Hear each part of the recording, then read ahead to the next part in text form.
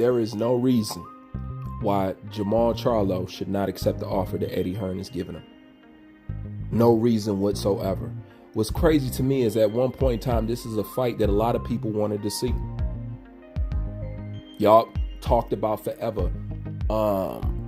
Charlo versus Andrade. You didn't care if it was the big brother or the little brother. You know what I'm saying? We need to see that fight. We need to see that fight. As soon as Andrade goes over to the zone, now Charlo don't need to chase Andrade. Andrade needs to do something. You know what I'm saying? All that I love my fighter, leave him alone, talk crap shit, you know? And I'm going to tell you why it doesn't work with Jermall Charlo. Jermall Charlo was 29 years old with 30-something fights. I don't know how many times I got to say this, okay? Boxing is a young man's sport. Do you not know when you hit your 30s, you are considered on your way out of the game? Okay? When you hit your 30s, that's supposed to be the last half of your career for the most part. You know what I'm saying? Once again, boxing is a young man's sport. And this guy has nothing. Not a body of work that could trigger a memory of any kind when it comes to Jermall Charlo talking about him being a good fighter or creating a legacy or something like that. He has nothing like that whatsoever. At least while accepting this deal with Eddie Hearn, he's killing multiple birds with one stone. You know what I'm saying? You're getting a career high payday. And if you can beat Demetrius Andrade, that's going to look good on your resume. Period. And there's no reason for the fight not to happen because this is a one-stop, one-fight deal. Eddie Hearn is not asking him to sign with DAZN. So, in layman's terms, he can go pick up this free money and then go right back over there to the PBC. You know what I'm saying? Easy money. You know what I'm saying? If you could win. And it'll handle, like I said, you kill a couple birds with that stone. You know what I'm saying? Get a resume boost and get a tax bracket boost. What's more lovelier than that? You know what I'm saying? And I don't get how they could turn down the money. You know what I'm saying? If Al is the problem, I'm pretty sure you cut him in on a piece of the pie and keep on rolling. You know, there's no reason why Al shouldn't let them go get some free money. That's equivalent to you working a day job, right? And let's say you work 7 a.m. to about 3 p.m. Okay. And then you get offered an afternoon job. This starts at 5 a.m. and end at 8 p.m. Well, your daytime boss doesn't want you to work your nighttime job because either he has a problem with you getting 2 checks or just receiving some money, or he don't want you to do nothing but be his slave. The point of the matter being is the nighttime job does not interfere with the daytime job. So why not go over there and get some free money? You know what I'm saying? Why not go over there and get some free money?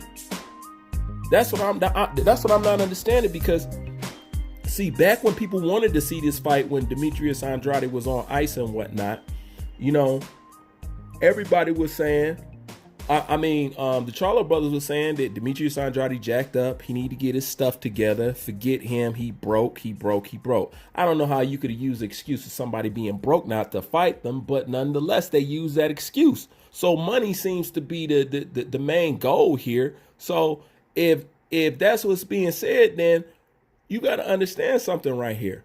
If there's anything that you could say about Eddie Hearn that the haters can't take away from Eddie Hearn, there's one thing for sure that can't be denied. Anybody that Eddie Hearn has tried to do business with or came in contact with or has successfully done business with, he has always offered them more money than what they're currently being paid. 3 and 4 times the amount of whatever they're currently being paid. He always offered them more money than they ever been offered in their life. That's a fact.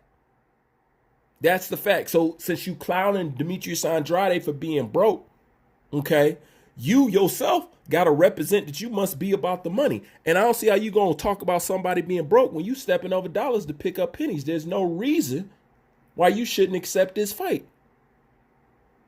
Period. It's no reason for it. And I'm going to tell you something that's a little more asinine than that. You know what I'm saying? And back to all the excuses that they was talking about. But one of the main things they were saying that Demetrius Andrade is broke. I want to bring something to you guys' attention. We are all not foggy brain. We all know that Demetrius Andrade has been on ice for quite a while. You know what I'm saying? He has just basically got things rolling for himself, right? You know what I'm saying? Here, Jermall and Charlo talking about how broke Demetrius Andrade is, as if that's some kind of good excuse not to fight him. And keep in mind, Demetrius Andrade's been on ice, right? Then can you logically explain to me why Demetrius Andrade has a higher net worth than Jermall Charlo? Explain that to me. Demetrius Andrade has been on ice. Jermall Charlo has been active this entire time. And you mean to tell me Demetrius Andrade's net worth is more than Jermall Charlo's net worth is $1 million. Demetrius Andrade is $1,013,000.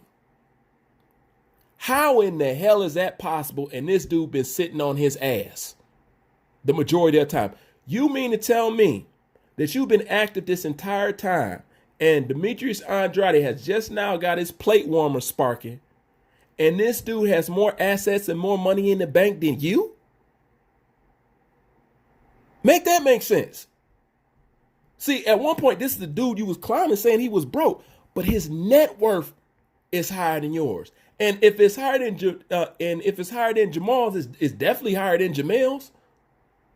All right. So 1, y'all can't use somebody being broke no more. 2, you can't say somebody's being scared because he's trying to fight you. And 3, since money seems to be the name of the game at the end of the day, I'm more than sure that Eddie Hearn is offering you more money than Al Heyman has ever paid you, point blank, period. So what's the holdup and where's the problem? Leave your thoughts in the comment section. Bruce Vane, I'm out.